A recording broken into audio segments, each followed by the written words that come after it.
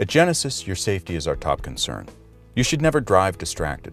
For vehicles equipped with navigation, some on-screen functionality will be unavailable and not permitted while the car is in gear. To resume normal operation, simply park in a safe location, move the gear selector to P for park, and the features will become operational again.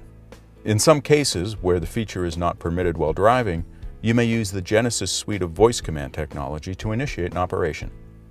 The first option is to use Genesis Connected Services Destination Search powered by Google, using this button on your rearview mirror. This will enable you to search for an address or point of interest using your voice. Please say the name of the point of interest. Find the nearest Starbucks.